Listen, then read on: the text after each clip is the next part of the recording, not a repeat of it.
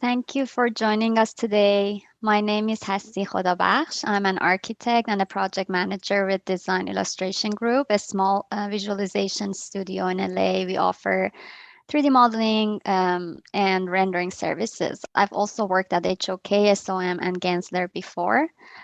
This is the second event out of JEDI Voices series for Iranian-American architects based in LA. I spoke at last year's event and was fortunate enough to stay involved for this year's. JEDI is a joint AIALA and SoCalNOMA committee with the purpose of advancing issues of justice, equity, diversity, and inclusion within the architecture profession. I'm not officially a member of this committee yet. I'm more involved with AIALA code, but I have been helping with organizing this series. We are lucky to have multiple JEDI committee members representatives today in attendance, including our first speaker, also Will Wright, is with us. They can better speak to this, but just to give you an idea of JEDI's mission, they believe the committee can find itself more productive as a body to listen and understand the deeper issues, to facilitate and inspire commitment and action, to develop programs and initiatives that influence mission-congruent decisions, and to demonstrate progress through findings of measuring, reporting, and accountability tools. Apart from the Iranian-American Architect Series, I believe they have organized events for Latinas in architecture, and if I'm not mistaken, African Americans in architecture. Encompass is their biggest annual event. I encourage you to check out their webpage on AIALA website, also their social media posts, and join them if you believe in their mission. Our event today is centered around people's stories because we strongly believe in the power of stories and the lessons we can learn from each other's experiences. Our last year's event was a very successful event, was well received, and led into a lot of new connections and interesting encounters. We are hoping to have the same experience today.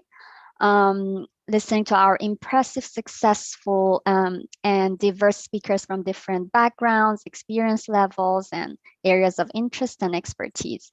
And use this opportunity to network and connect with other Iranian-American architects and designers in our area. And form a stronger and more supportive community for the future. So please feel free to use the chat box during our event today. Say hi, express your opinions about what the speakers are talking about, share your point of view, and at the end we also will have time for Q&A. You could type out your questions in the chat box, or you will have the opportunity to turn on your videos and ask the questions yourself. Just if you write a question to a specific speaker, please make sure that you mention their name. And now Arman, the main organizer of today's event, who was here with us as a speaker last year and personally knows most of the speakers today, is gonna tell us more. Thank you. Thank you, Hasti. Hello, everyone. This is Arman Masahi. I'm a project architect at KFA. Today, as Hasti said, Hasti and I will be moderating this event, and we are glad and honored to have such a powerful list of speakers with different backgrounds who will be sharing with us a piece of their professional and unique personal stories about being an architect in the US as an Iranian American. I want to have this opportunity to thank them one by one, taking their time. I know they all have busy days, and we really appreciate their time joining us today. Anyway, so everyone, thank you for joining us at this lovely evening. We will be with you together hearing the stories of the Iranian-American architects in LA. Before we start our speakers, we also wanted to invite you to join our upcoming JEDI Voices event on June 2nd.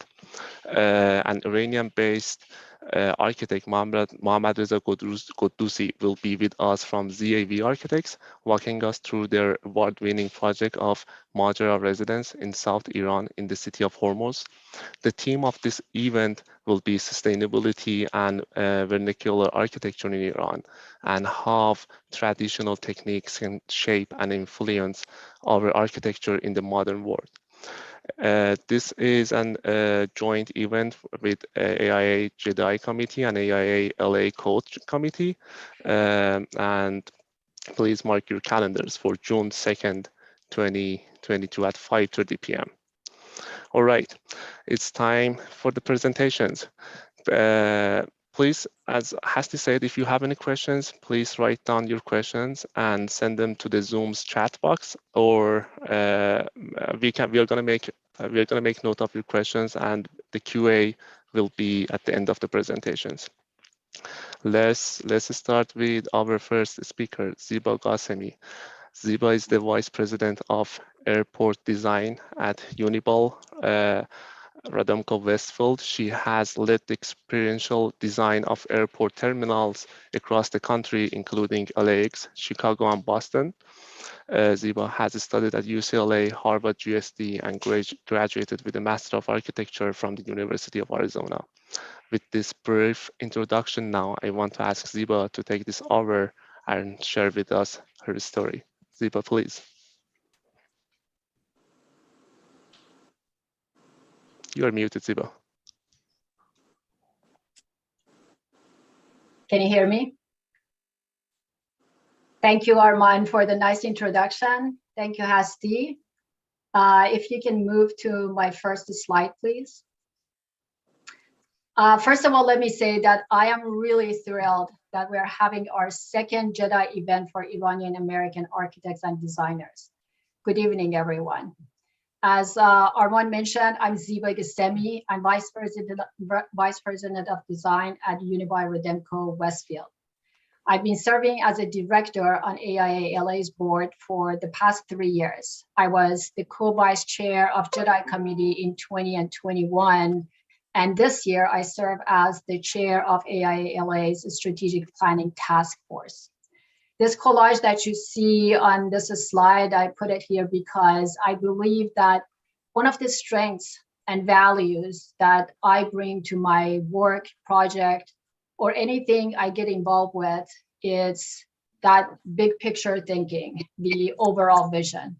And in doing that, I become very passionate collaborating with many disciplines and drawing inspirations from many areas that are not necessarily all architectural. Next slide, please. Let me share one of the highlights of my professional career. About 18 years ago, I made a very different move, joining the global retail development company, URW, then was known as Westfield. I found my niche in the airport division, which at that time, the typology was very ripe for new thinking. As you may remember, post 9/11 brought many challenges to the airport industry and profoundly impacted the experience of travelers. So we saw an opportunity to rethink what people experience as they moved through airports. On this slide, I'm sharing some of the examples of my projects at LAX. And it all started in 2008 when I led a team of designers and videographers to create a movie and a presentation that told a story from a traveler's eye. The image that you see on the upper side is just one of the frame of this video, this movie that called Can You Imagine It, which demonstrated how design could integrate local commerce, leisure, entertainment, and culture into LAX's modernization. It was this visionary model that inspired the policymakers to rethink their plans and set in motion a holistic approach in reimagining the airport. And eventually, it led us winning the contract for 5 terminals, which I'm sharing some of the examples, the pictures on this slide with you. Next slide, please. So how did I get here? I was born and raised in Iran. I knew I wanted to be an architect from a very young age. My mom married right after high school and didn't go to college until she had me and my brother. when she decided she wanted to study interior architecture.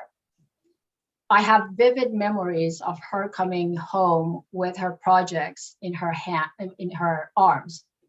I was mesmerized by her cool architectural models that looked like doll houses and beautiful watercolor renderings, and always disappointed she wouldn't allow me to help her. There were these early memories, and also seeing my mom as one of a very few women in the profession at that time, that helped define my drive to become an architect. The images of the Iranian architecture that you see on this slide show that my experience with buildings and design goes back to my summer childhood vacations with my parents. We used to take road trips through Iranian towns, visiting historical buildings and ancient architectural sites, some dating back to 3,000 years ago.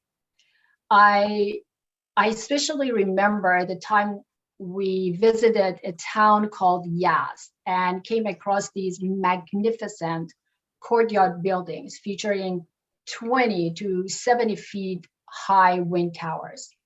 And as most of you know, wind towers are the tall, elegant structures designed to catch the slightest air movement and direct it downward into living quarters. Next slide, please. I have been very lucky to have had remarkable mentors. It started with my mom and continued later in college, especially with my beloved mentor, Judy Chafee, the renowned architect and the first Arizona woman to receive fellowship in the American Institute of Architects. You see her picture on the lower left. What I learned from her, as well as my childhood experiences in Iran, is the way a building fits into its landscape. And that means how it works with the desert light and the desert climate. These learning influenced my graduate thesis, as well as staying very active in helping or preserving, in helping to preserve and constructing energy efficient desert buildings. Pictures from the top left, as a student activist, I volunteer frequently to save the local architectural landmarks known for their contextual impact. On the lower middle, my graduate thesis that focused on social and political impact of wind towers. On the upper right, volunteering as a street painting artist for social causes. Lower right is my very first project out of college at Canon Design, which is a story for a different time. Next slide, please. If it wasn't for the opportunities and the mentorships that I received early life, I wouldn't be an architect today telling you my story. This is why I've taken a more active role to support issues of equity, gender, and race, both at URW and AIA, so that together we can foster the next generation of great architects. As you see on the upper left, I often volunteer to teach kids about architecture and design. On the lower left, mentoring our interns at URW. This is my team who won the innovation competition that year. On center and lower right, serving on the AIALA board, and also part of the team that established the JEDI committee. Other pictures, I've been a frequent volunteer for the Habitat for Humanity since college, at work continuously being active in the issues of diversity. Next slide, please. So this is my last slide, and in closing, I think it's important to mention how we started the path to JEDI Voices, the event series that you are participating today, right now. In the June of 2020, during the Black Lives Matter uprising, a few of us who helped establish AIALA's JEDI committee wanted to brainstorm events and initiatives to address issues of inequalities and injustice in built environment. The obvious first step was to listen to our Black colleagues' stories. Through a series of town halls that were designed to just listen, we gained a new perspective. It opened the door for a strong partnership with SoCalNOMA and a series of events and initiatives that we wouldn't be able to formalize without these listening opportunities. It was also during these town halls that I started drawing parallels to the challenges I faced as an immigrant. And as we were establishing this new event, the JEDI Voices, I shared my thoughts with my dear colleague, Mitra Pameri at AIALA. Talking about the similarities of our stories, we both agreed we needed a platform for the Iranian-American architects, since LA has the highest population of Iranians outside of Iran. With the support of AIALA and JEDI committee, we hosted the first Iranian-American event last year. This year, I am very proud to say, with the help of many people behind the scene, from AIALA staff to our organizers, to our moderators, that we have expanded this program. We already have a second event on the calendar for June 2nd. And I hope that I see you all of you there for this event. And I also hope many of you volunteer to join us, to join AIALA to keep this momentum going. And with that, I'd like to thank you all and return it to our moderators. Thank you very much, Ziba. And I'd like to mention that in addition to all the cool things that Ziba has been doing as an architect, she's also an amazing tango dancer. She's so much into it that she's been to Argentina on a tango tour. So now, next presenter needs almost no introduction. Mitra Pameri, AIA, a partner at ZGF Architects and AIALA's current president, was born in Iran. Mitra immigrated to the US as a teenager with the last name Pameri, which means architecture in Farsi. One thing was clear: Mitra was born to be an architect. Through adapting to a new culture and language at a young age, she developed a passion for diversity, inclusion, and equity. In her practice and in her role as a partner, Mitra has made it her mission to create a more equitable profession that represents the communities where we live and work. Mitra's ethics-driven approach also leverages a passion for sustainable design to create seamless, collaborative, lasting relationships across client and project teams. And one thing most people may not know about her is that she somehow taught herself how to swim at the age of 8. Now, the most important thing for me to learn from her presentation is how. Mitra Jun, please take it away. Thank you so much, Hasti, and welcome everybody. It's wonderful to see all of you here. Today, I'm going to share a little bit of my personal journey, and it starts way back in Iran. And you know, this is not a story I've shared publicly before, so and it's a lot of emotion. So hope you bear with me here. So I wanted to just share with anyone here who does not know Iran and where it's located. I wanted to put the map up there. To the north of Iran, there's the Caspian Sea, and the Persian Gulf is to the south. But one of the most interesting things about Tehran, which is the city I was born in, that I wanted to share is that it's about 4,000 feet above sea level. And what that means is that it has 4 seasons. So I grew up in a childhood full of snow, summer, spring, and the beautiful falls we have in Tehran. And really, whenever I say that to people, I think they're surprised. So I think I always like to mention, when I was a kid, there would be 5-6 feet of snow at that time, where we would have to like walk through to get to school. So I grew up in the 70s in Iran, and it was a wonderful time to be there from my experience.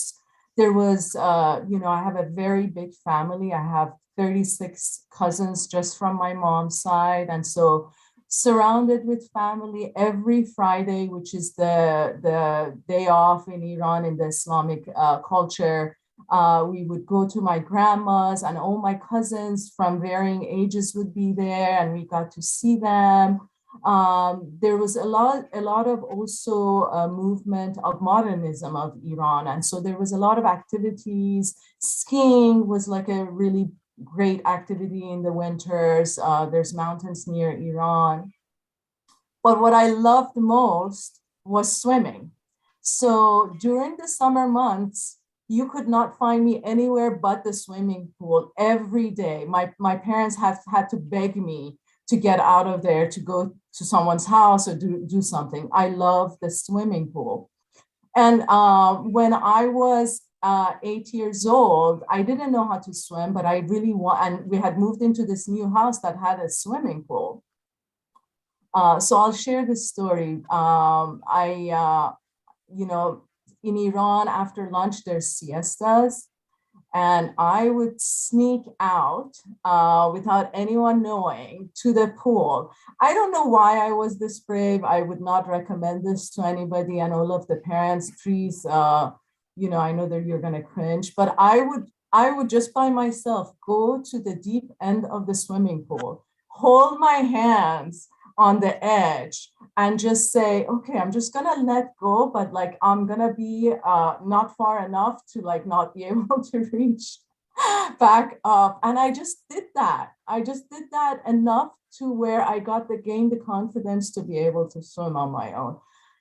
So again, not recommended, but that's my story. It was just how much determination I had to just make this happen. And my father was just so kind and generous that he got me this slide at one point, again, after a lot of begging, which was the joy in my life. But my life completely changed in 1979 when the revolution happened in Iran.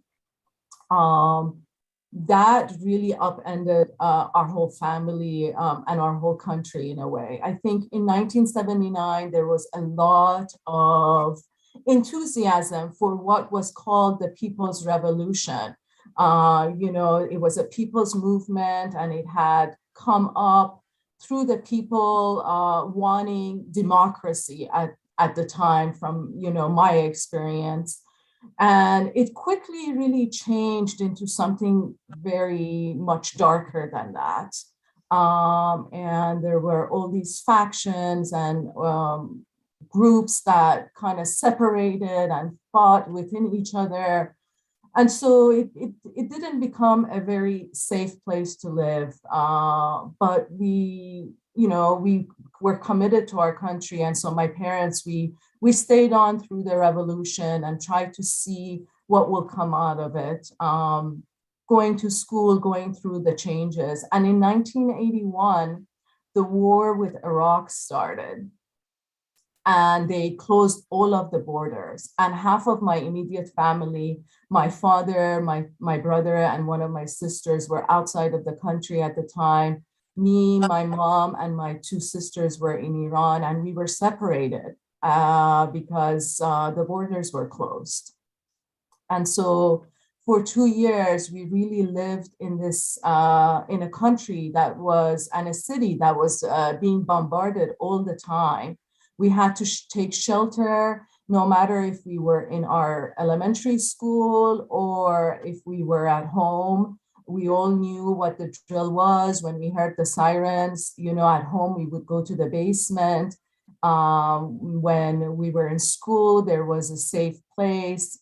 And, as a third, fourth grader, I had to console the younger kids when the bombs were coming and all of the noise of the anti-ballistic missiles were going up.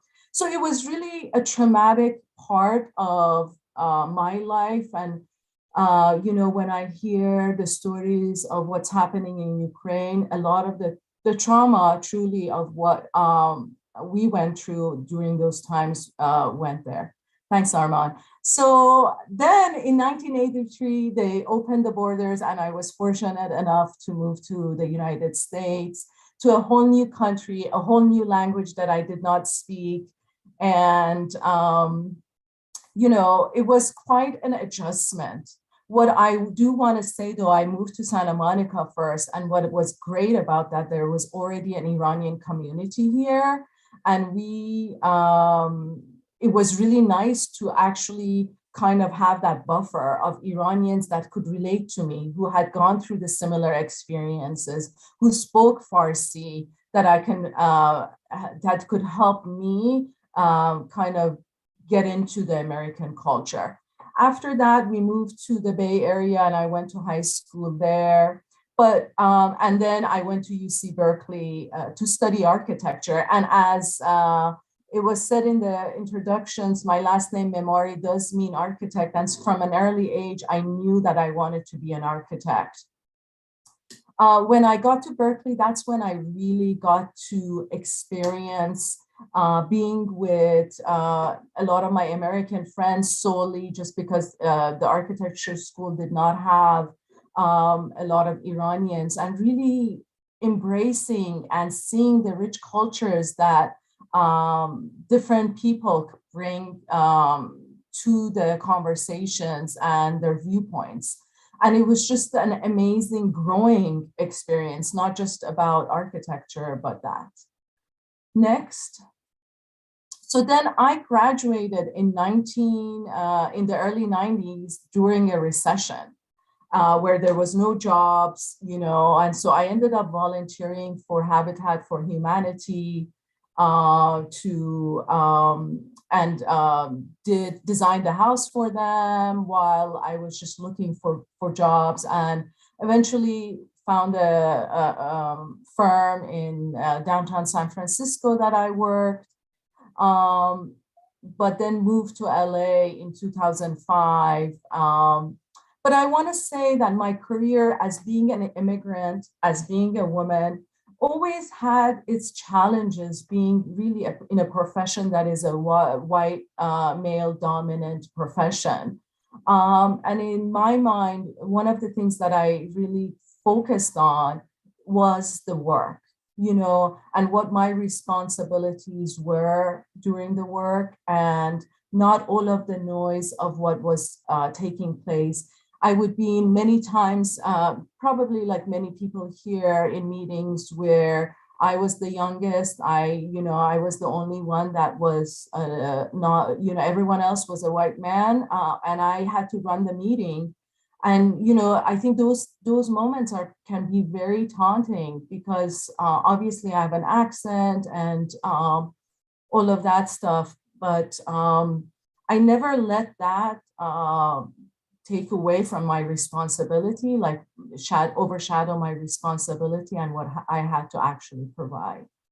And in 2006, I joined ZGF Architects, and that's where I am still today. And I get to work on some amazing projects. One of the projects at the bottom that you see at the groundbreaking and then in the middle of the construction is the Arizona Cancer Center that we built in Phoenix to expand the Tucson's reach in cancer treatment. And what's amazing about this project is that we were really trying to be innovative in so many different ways about the skin of the building and how holistically to design the mechanical system and the exterior facade together in order to minimize the heat gain and the energy consumption of the building.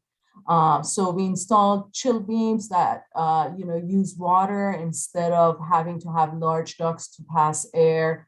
through buildings. That was one of the first chilled beams that was ever installed in the state of Arizona at the time. And we had to work through that to make that happen.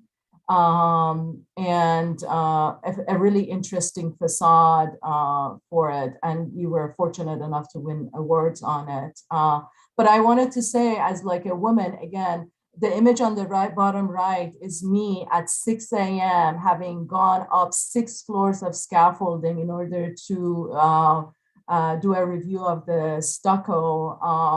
And you know, I really appreciate those opportunities to be out there and on the site.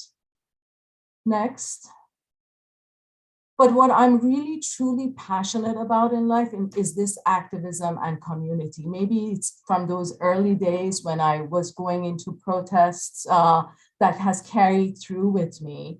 But I love being a resource to people. I love having an impact to people's lives as best as I can. I feel very fortunate to be in the position that I am in, and I want to give back.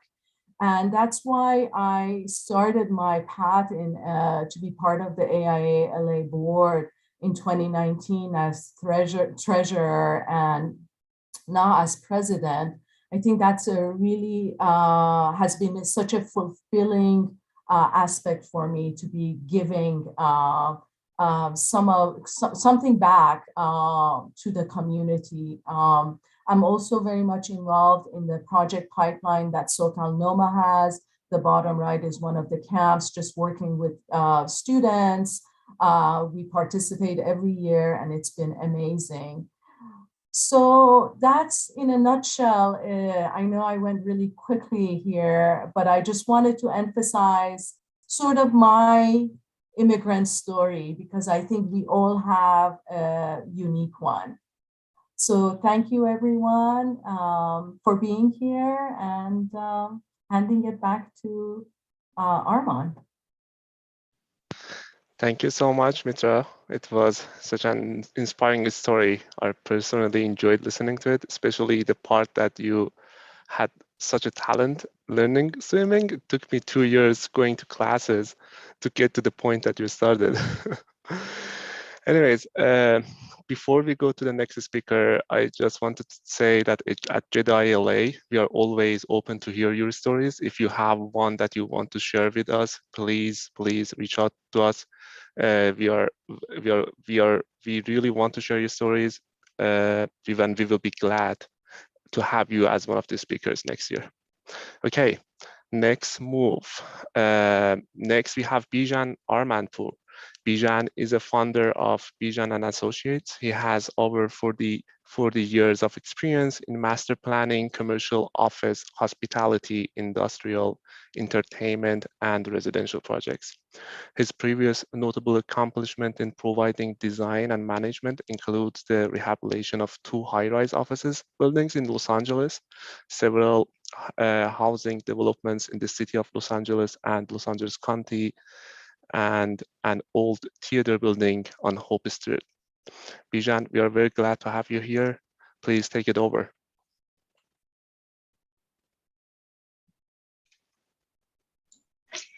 Good evening, everyone. Well, where do I start? Well, before I start my story, I'd like to congratulate and really salute every one of you people who have actually established this committee at AIA. This reminds me of what I did a few years back with the help of Nikki Solomon, the honorary AIA member and CEO of AIALA chapter, reinstated the international committee that had dissolved a few years, prior to I getting, involved with it. We reestablished, this committee, international committee, and a lot of members joined us. Unfortunately, after a few years, it again dissolved because of non-participation of the members. Anyways, yes, I, like everyone else here on this list that I see, was born and raised in Iran, in Tehran. And at a young age, I became very, very much interested in physics and astronomy. My actually dream was always to become a physicist or astronomer, and wanted to travel to United States to become a physicist. It didn't happen. And I ended up in architecture school, which made me feel very, very, very happy. And I found out at very early on, I think the second year of my study in university, that this is my destiny. So I made my improvement, I mean, in this field. And very early on, as I said, I mean, second year, I became very much interested in Frank Lloyd Wright work in United States. So I started to study him, and was mesmerized and inspired by his work. Later, when I traveled to United States, then I became familiar with Norman Foster, whom I admire and actually have been inspired by his work too. But anyways, after my graduation from school in Iran, I started to work, founded my own company, was lucky enough to get some government work in Iran, all over the country, from the south all the way to the north. And revolution started, to be developing in Iran.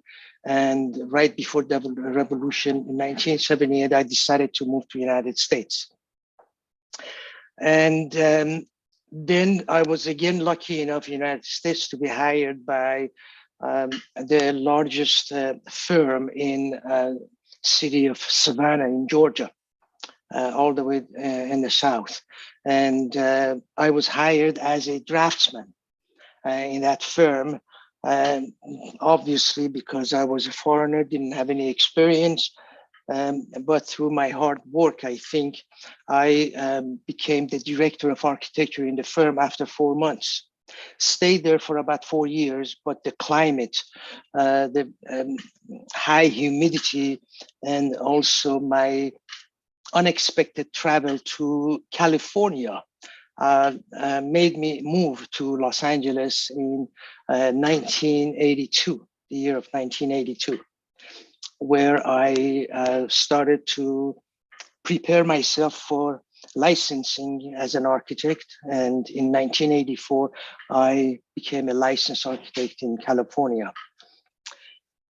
And then I founded my own business, Bijan and Associates, that I've been involved with, like Armin mentioned, many different type of projects, and love to practice architecture every day of my life. Even now, although I'm getting close to my retirement age, work about 8 to 10 hours a day, and I love every hour of it.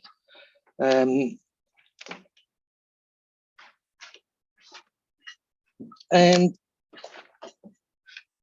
let's see, what else can I add to this?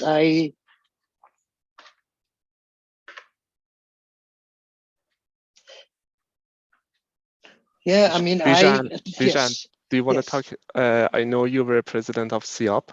Do you want to also highlight that maybe? Oh, okay.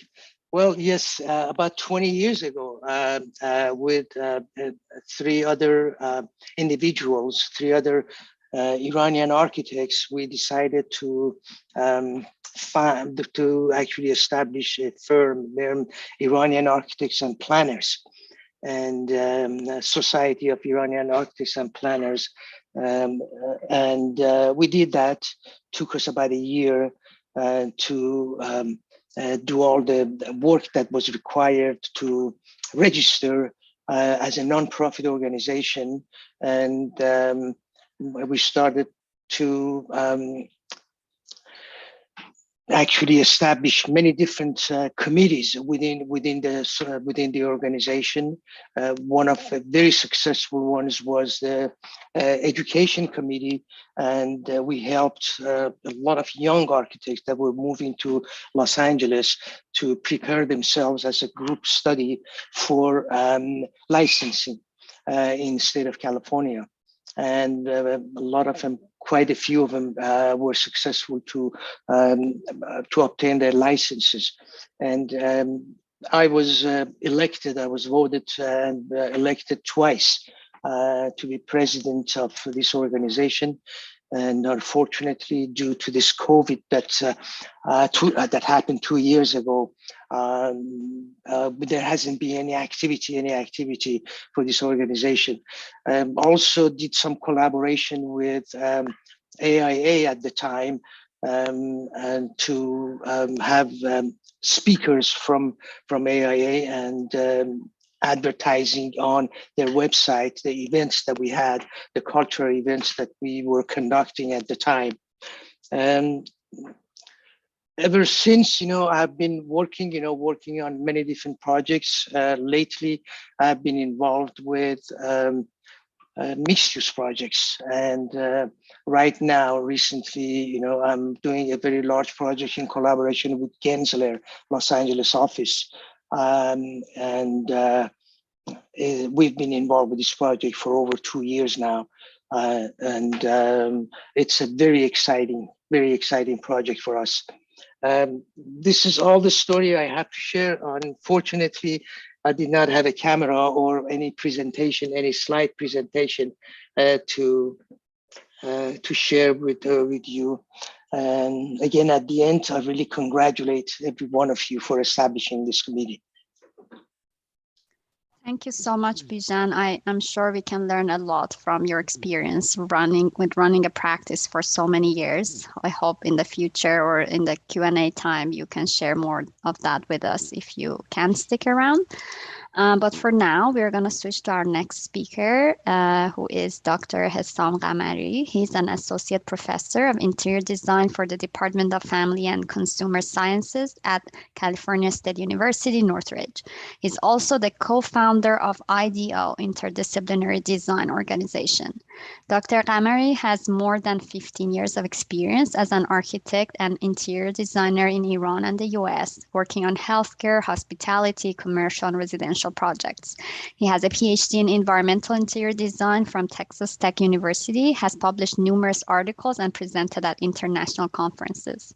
His design philosophy revolves around providing healthy and humanistic environments that can positively impact its users and improve the quality of life for people in different settings. He's interested in interdisciplinary approaches to improve health and well-being outcomes in healthcare environments. And from his perspective, design can play a significant role in that.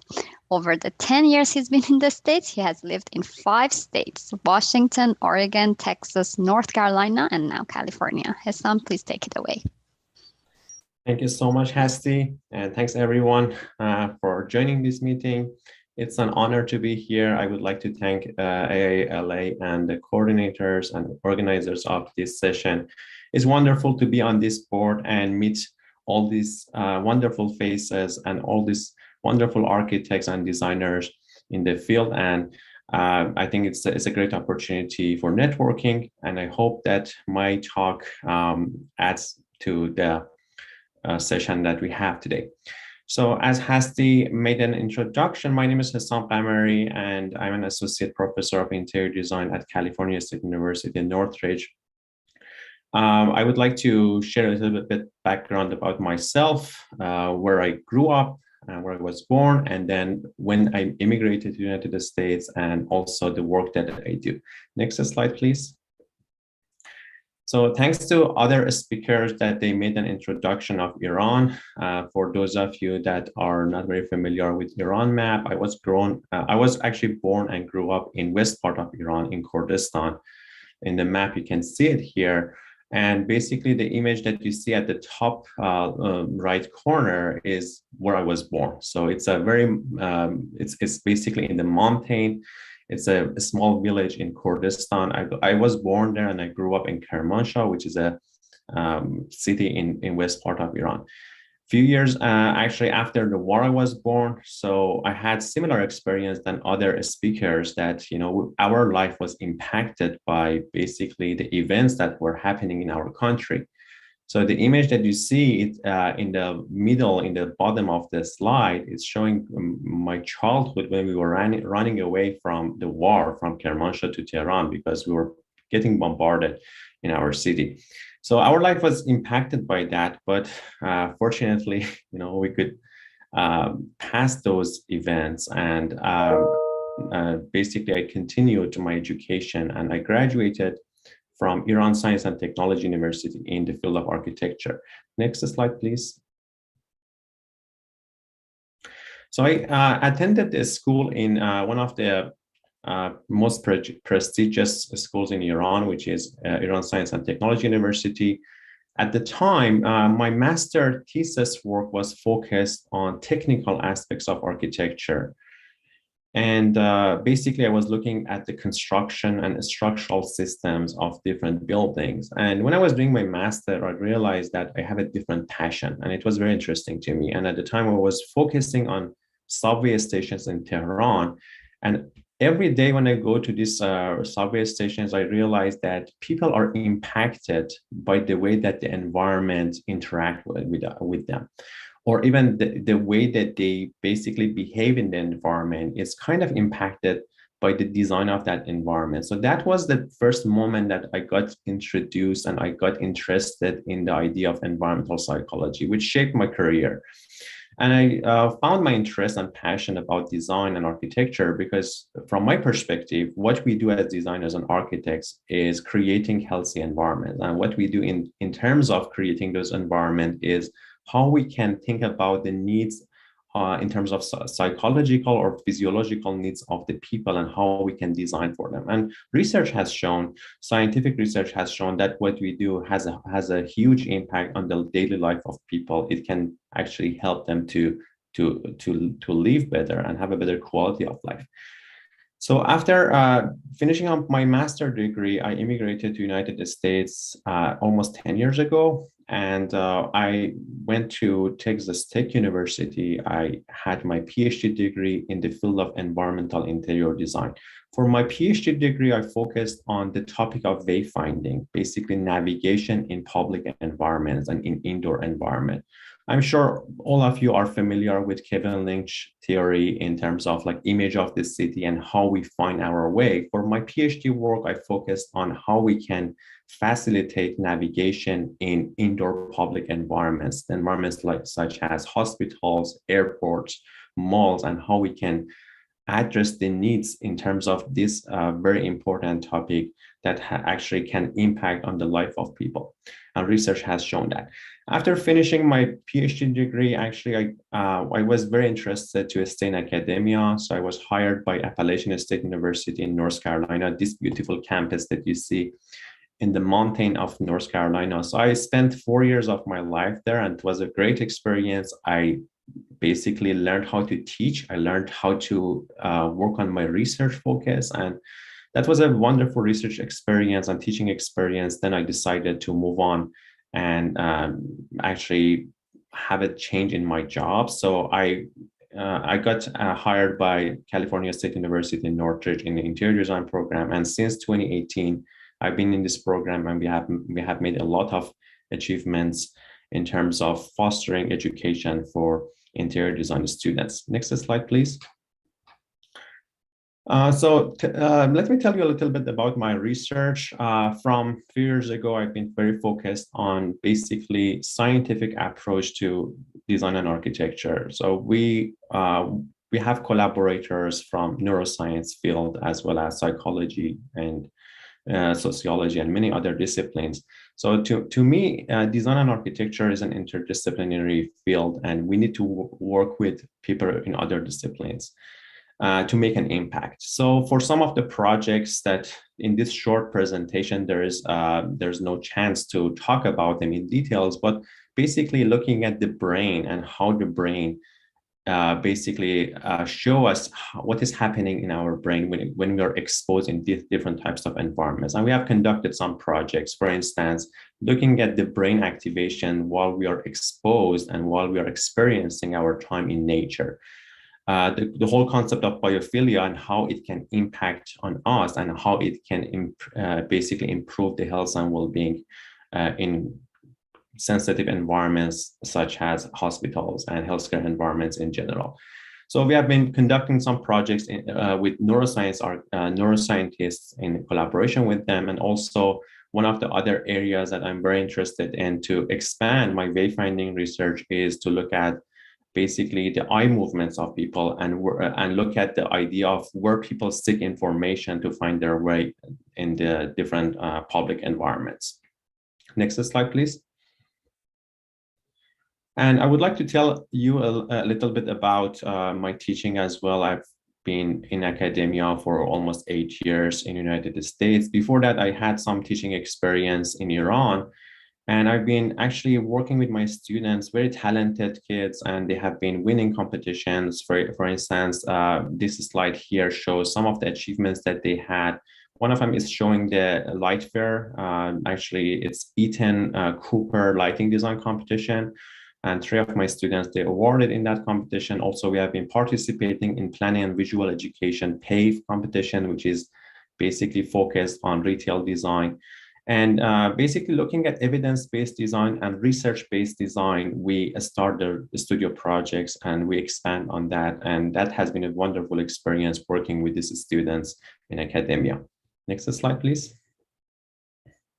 So to conclude, I would like to tell you about actually an idea that I had, which initiated during the COVID. I've always been very interested in having a kind of an online organization that fosters education and research in interdisciplinary design. So IDEO initiated last year its interdisciplinary design organization, and there has been a group of students and designers and architects in both United States and Iran that they have been working with us, and we are expanding on this. And what we do is to basically hold workshops, webinars, and courses that can eventually contribute to success of designers and architects in their fields and help them to succeed in the future.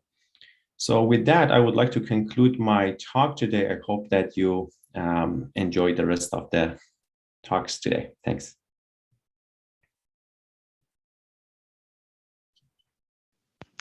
Thank you, Hassan. It was a great presentation.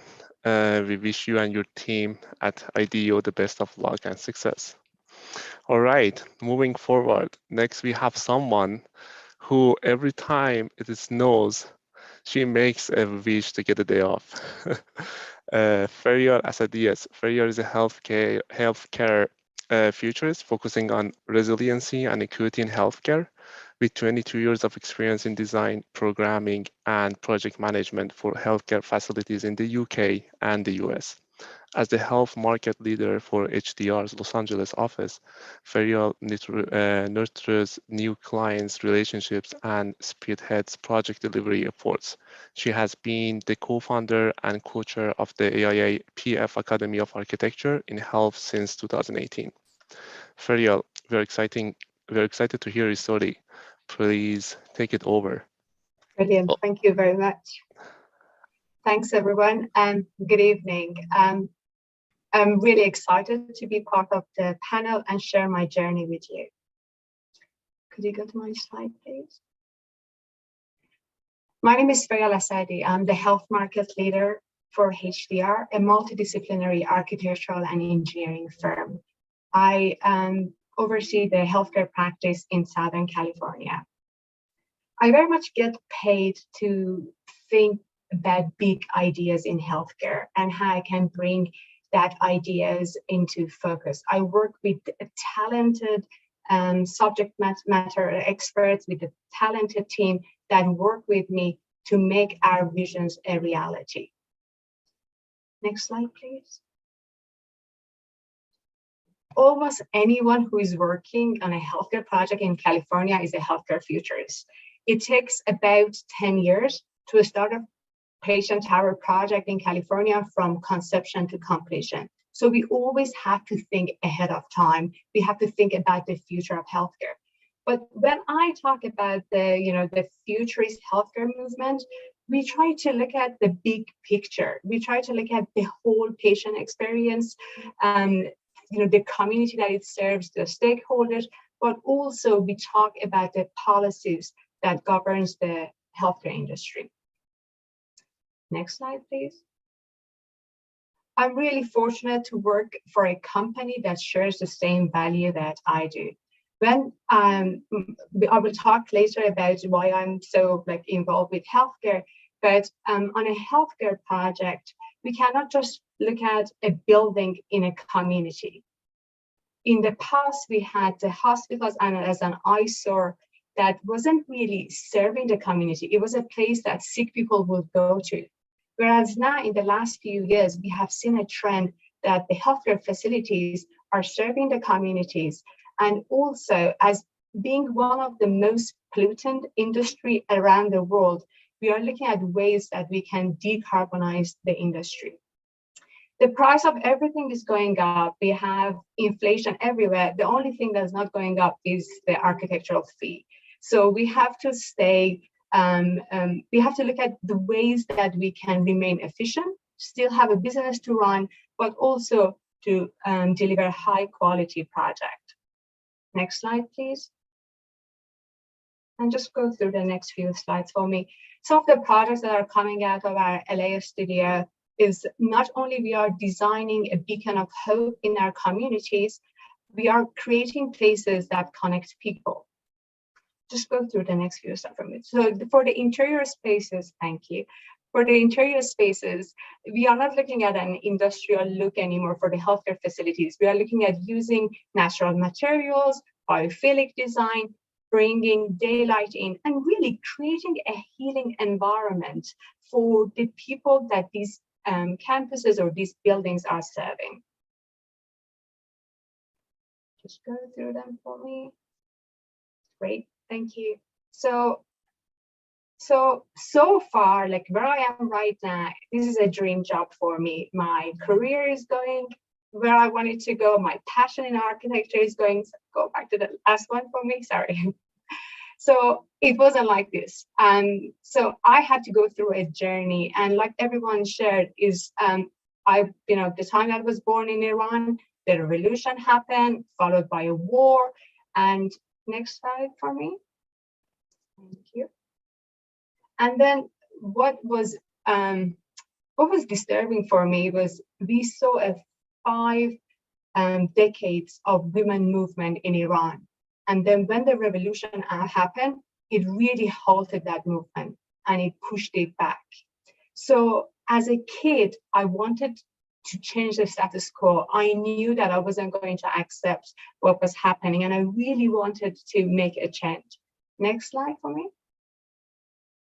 So the passion for me to study architecture, it wasn't just about designing a building. It was about urban design. It was about designing a community.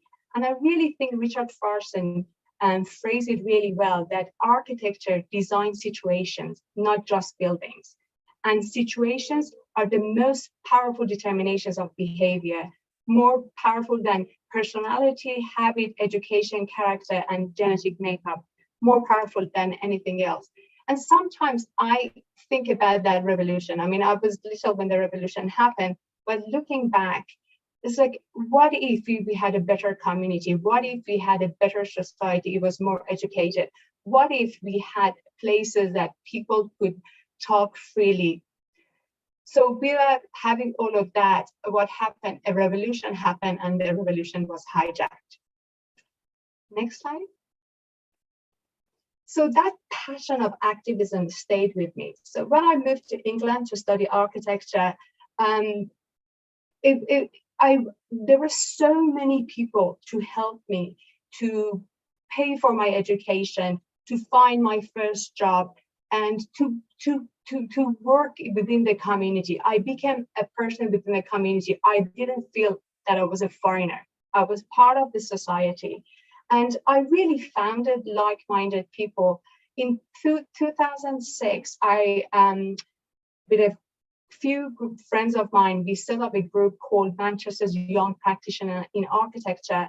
And we created opportunities for ourselves. We provided like competitions, exhibitions, and we very much create this platform for ourselves that was funded by the Royal Institute of British Architects, RIBA. They were just happy to fund our group, and they really didn't want us to make a big move to say why all the activities are happening in London and nothing is happening in Manchester. So our group was funded and we were really happy about it.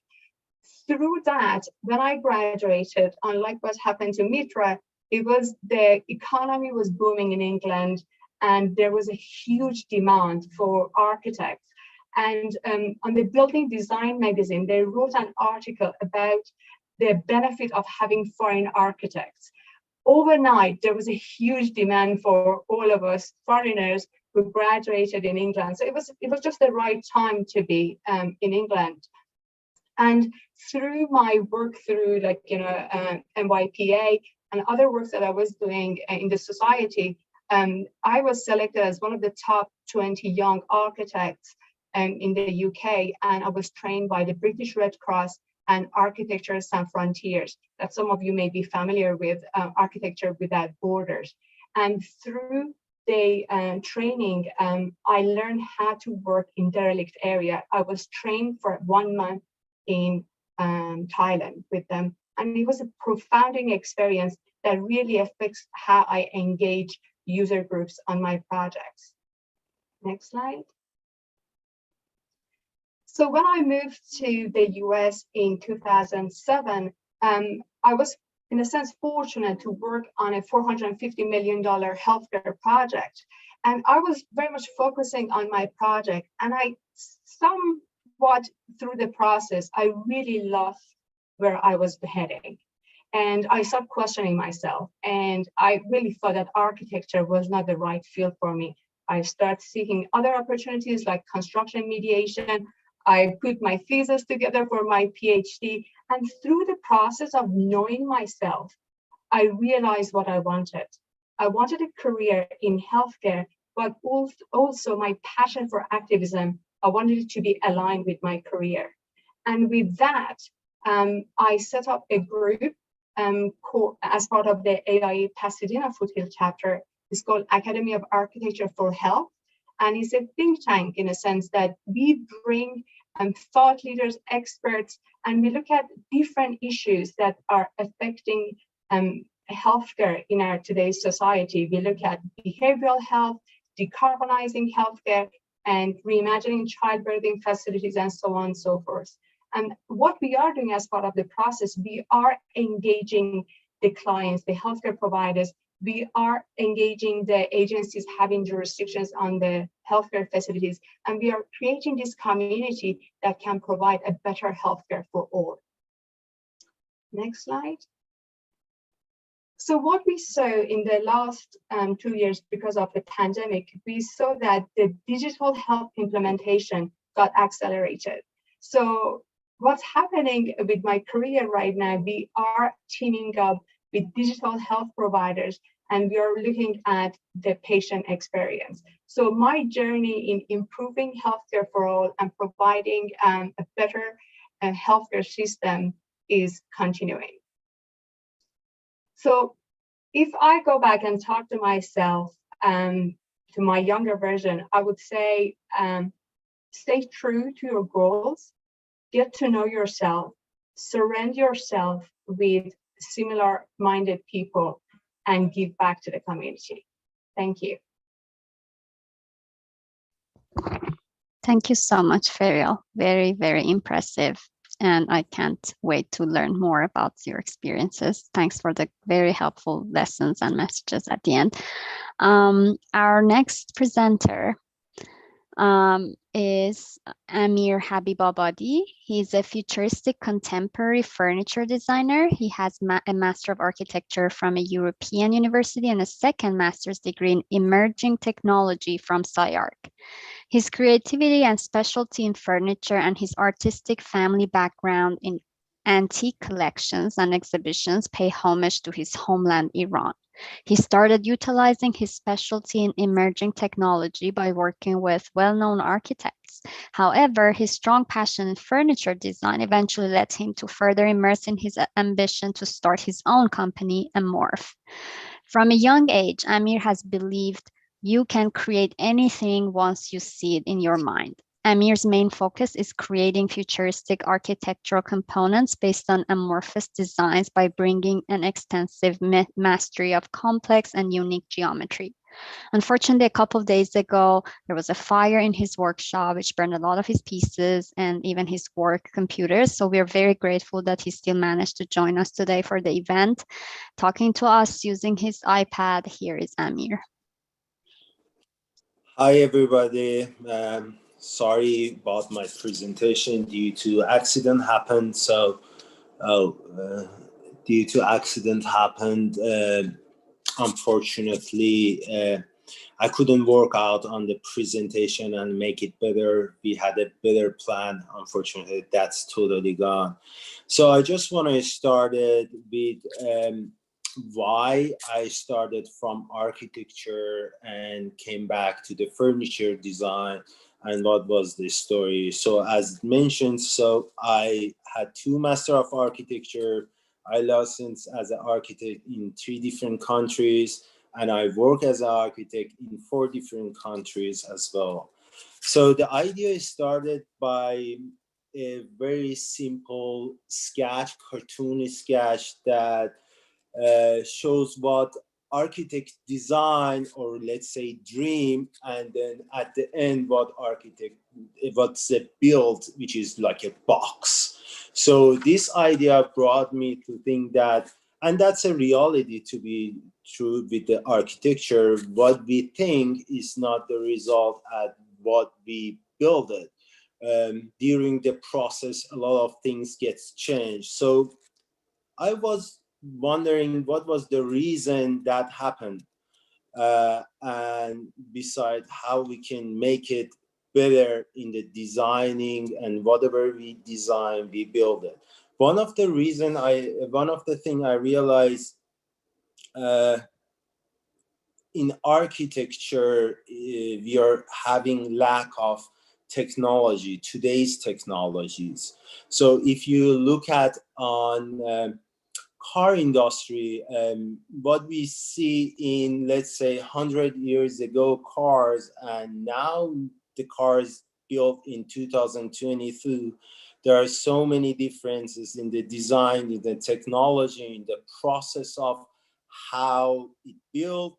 But when we back to the architecture, we don't see that. We see that we are using same techniques as 100 years ago. Although I was living in the building for 5 years in Los Angeles that was built in 1922, and the technique, structure, everything is the same as today. Another thing I realized is the cost. I mean, when you go to the complexity in the design, so first issue is the matter of fact is the cost. So it's raise up the cost. And second and third issue, it's going to be very slow in the productions. So when you do that, make it complex, the process of the projects gets slow. Again, it's the cost. Another thing is the material. We have lack of the technology or new materials that we can go complex building. So I thought that what's the best way to do that? I said that, okay, I'm architect. I like to dream and design. So what if we scale down a design, a building, and become something tangible? So by doing that, what I'm gonna gain? So I'm gonna gain combining design and manufacturing. Basically, what I design, I'm just manufacturing. Besides, I'm adding technology to that. So by that, I'm giving it precisions. Then because everything designed digitally, so it does have a budget. And besides, you don't need a label. Robots do the job, which is really interesting these days. So I can run my company from home, and then I have although right now I don't have a shop totally burned, but before it was like I'm sitting at home still managing to produce.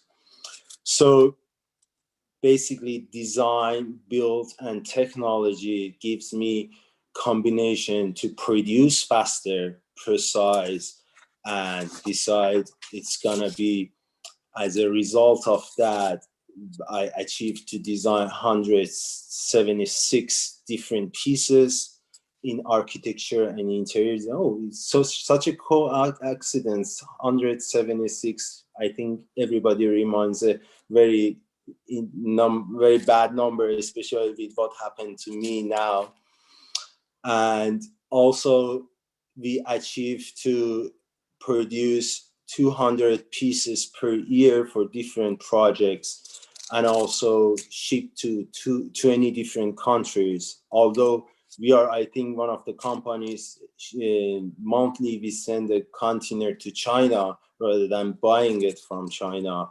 So Chinese are our first buyers. So from now, what I'm going to do and how I'm going to bring it back to the architecture. So I believe that architecture built out of the panels. So if I can design the panels by putting next to each other, so I can build up the building. So what we are going to do, as you see, we are starting to design the architectural panels like doors. Now we are doing right now working in a staircase, and then we are developing to the different shapes of the windows and then walls, curvature, and create an interesting building that works for today, not for 100 years ago. Thank you for everybody for listening to me. Sorry my presentation is so short due to the accident. I couldn't do better. I hope I can just go over everything next time with powerful and stronger presentation.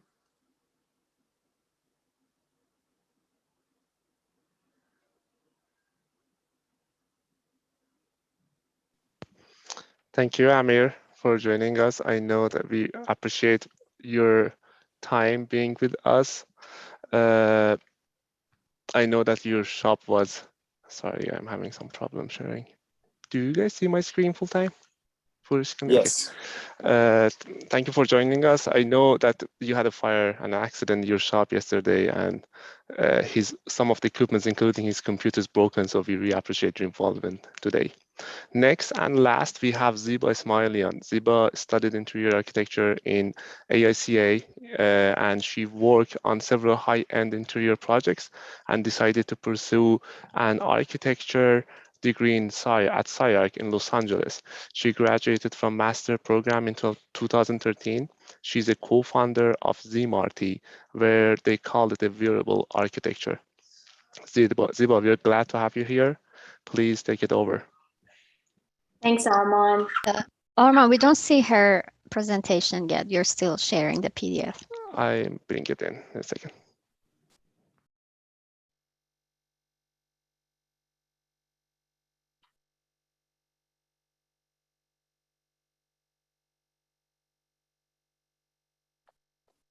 Hello, everyone.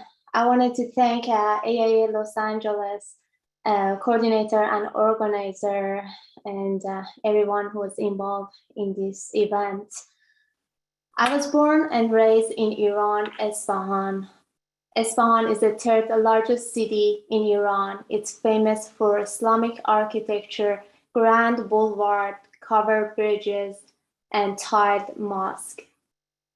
Top right image is the Naqsh Jahan Square, which was built at the beginning of the 17th century. It is bordered on all sides by monumental building linked by a series of two-stories arcade.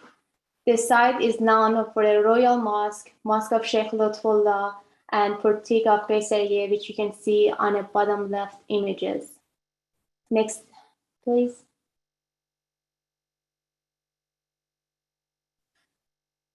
I left Iran when I finished high school, and I went to Dubai with a student visa to study interior architecture.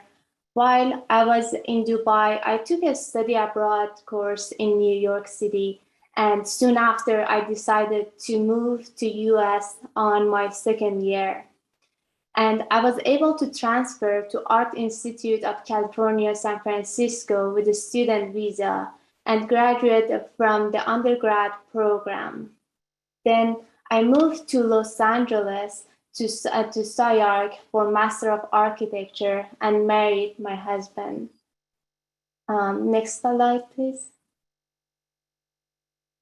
This is one of the school projects that my design was selected to be built full scale with a collaboration of my classmate. Next slide, please. While I was in SciArc, I used my 3D print models. I was used to 3D print my models in a very small scale to make it cost efficient and study different forms and have variety of studies. Next, please. Then I thought this miniature building could be worn as a jewelry and the human body could be the context for it. Next, please. So I started to transforming my design into a wearable pieces for myself and working on experimental pieces and having fun with it. Next, please. Exploring with material like metal and concrete. Next. Exploring thickness and density. Next. And also the space where we showcase our pieces, our product, are also inspired by the forms we explore for the jewelry. They are digitally fabricated by the help of our friend Amir Babadi from Amorph Studio, which he presented earlier on. And yeah, the images you can see on the left was they are the installation that we did for Dual on Design at the LA Convention Center. Next, please. And also the display design that we did for the New York show. Next. And the show was in New York, and we have to have all the pieces cut and be able to fold them and fit them in a suitcase. If you can, yeah. So you can see the process.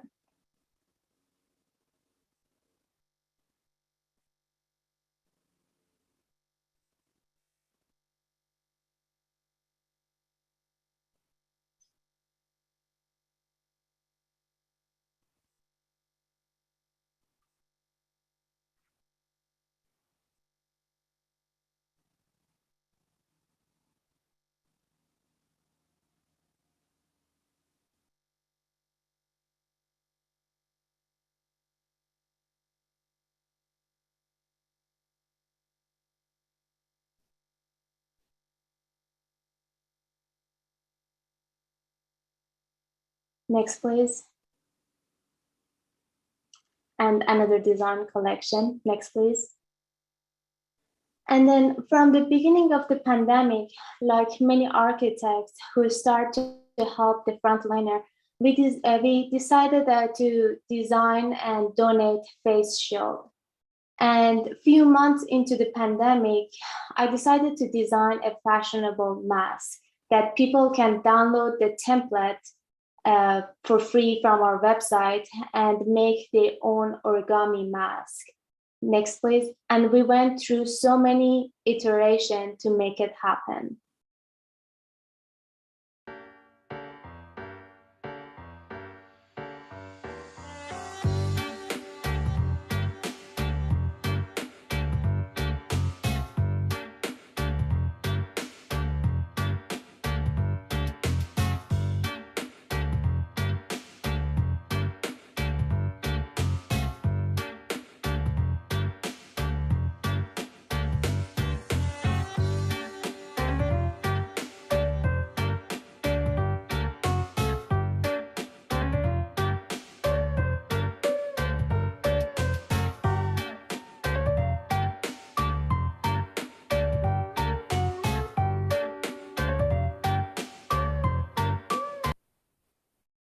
And thank you all.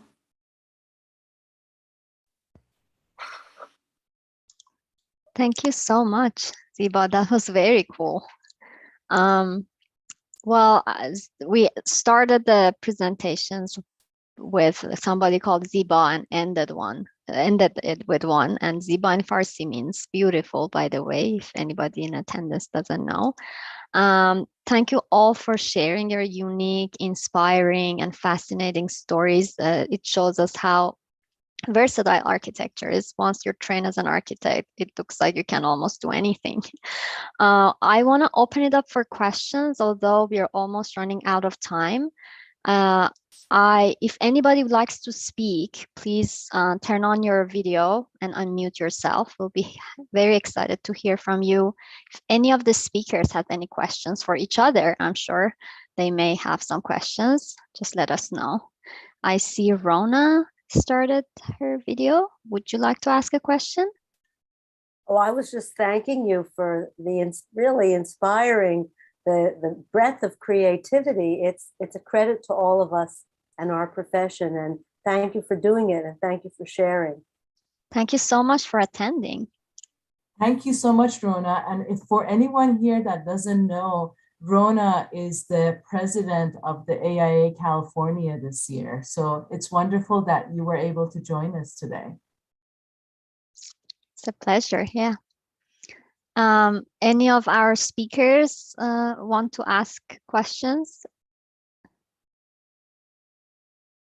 Just so you know, you could find all of the speakers on LinkedIn. I know they've been tagged in a couple of posts for this event as well. So please feel free to reach out to them and connect. I see that Maggie is also thankful for the presentation. Thank you so much, Maggie, for your nice comments. I personally enjoyed a lot of the presenters' messages, but I'd like to know if any of you wanted to add something about your experience, any lessons that you have for younger architects in attendance who are about to start their journey. I know Freya said a couple of very nice points. Anybody else likes to add something? I also wanted to say that we also plan to have one student in between the speakers because he had a final, he couldn't join us, and he wanted to say sorry that he couldn't make it. And once again, if you have any story that you want to be shared and you want to be one of the speakers next year, please reach out to us. We will be happy to share that with you. Any question? Is Bijan still with us? Or he left? It looks like He'll be here, but he... we can't spotlight him without a camera. I see. Bijan. Yeah, I'm here. Okay, great. Do you want to share some stuff about running a practice? Well, you have a lot of experience. Yeah, I'll be glad to. It's interesting. When I moved from Georgia to California and started my own business here after I was licensed in the state of California, obviously I was just thriving and looking for customers and clients. I mean, to do some work, and I started with very, very small pieces of work, and then in about a year, I made a sign. I made a sign for myself and put it on my table. I had a very small office, corner office in another office, and it's a plastic piece of small sign. On both sides, it says, "Damn, I'm good." And I was displaying this on my desk because, especially with the culture, the clientele that I had at the time, I wanted them to understand that they have to trust me before they start, doing work with me. Of course, it took a while, for them to, for me to actually gain their trust. But my just message, to younger people who want to continue their practice in this magnificent unbelievable industry that we have is only accept commission from those clients who are very familiar with your work. And it's actually word of mouth that gives us, work after work, and makes sure that if they're not familiar with your work and they come to you, it would be a little bit difficult, to gain, their confidence and their trust.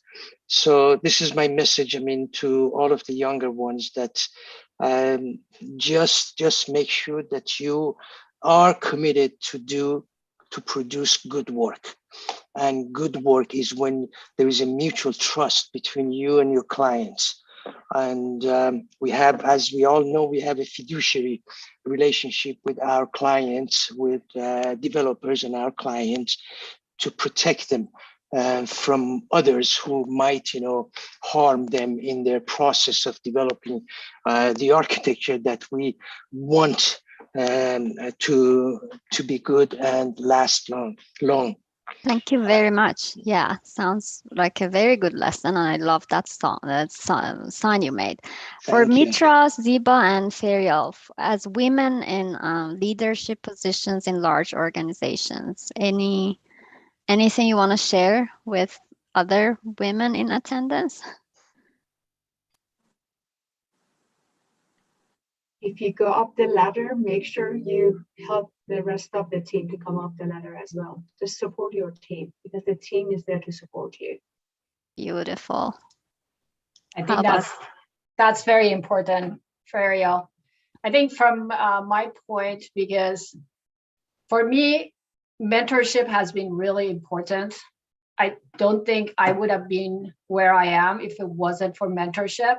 But at the same time, there were areas that I could have been progressing faster if I had woman leadership example more in the workplace. And I think one thing that I would have done more is to connect myself or align myself in the workplace with women who are at the leadership level, and learning more in terms of how to see myself on, on that position. Very important. I agree with all of those. Those are great suggestions. I think one of the things that I've noticed, now managing an office, is how we as women, and I was one of these individuals where we are so harsh on ourselves. We have to be perfect before we say yes. We have to be perfect before we put ourselves in front of a situation. And I think that if we can be more gentle to ourselves and kinder, and just accept that all of this is a learning experience for all of us, and there's no arrival place, but to have the courage and to know and believe in yourself. I think that's one of the things, is that we question ourselves a lot, and I think believing yourself to push forward and do those things. Be outspoken, ask a lot of questions, and don't, because that's how you're going to learn to improve and grow in your career. I think that's one of the best ways. So basically, we should all know that we are all damn good. That's right. Thank you very much. I see that Rona has shared a very interesting resource. Check out the chat box. Looks like the resources for immigrant architects, and which was provided by AIA DC recently. So there's a link you could check out. We have an upcoming event. Please look out for our social media posts or our webpage, because the page is not up yet, but it's gonna happen in June. We would like to see you all. I don't know. I wanted to talk to our startup owners that admire their courage and ask them to share their lessons with us. I don't know if we have time, or we are over for 5 minutes. I don't want to keep everybody here, but if you're interested in their stories and experience, feel free to reach out to them. I don't know, Armand, do you have any questions for any of our speakers? Or shall we close the event? I have one question for Ferial. Have you been successful with your wish in California? With what in California? With your wish of snow? Getting a day off, Getting a a day snow off day. snow? I think post-COVID, that wish is gone for everyone because you can still study at home. That's correct. Yeah, the snow day. Yeah, unfortunately, we don't have it that much in Southern California, right? But every time it snows, yeah, I wish I was in Northern California. All right. I think that's it. Thank you, everyone. Thank you so much for being with us today. And we wish you a wonderful weekend. Thank you very much.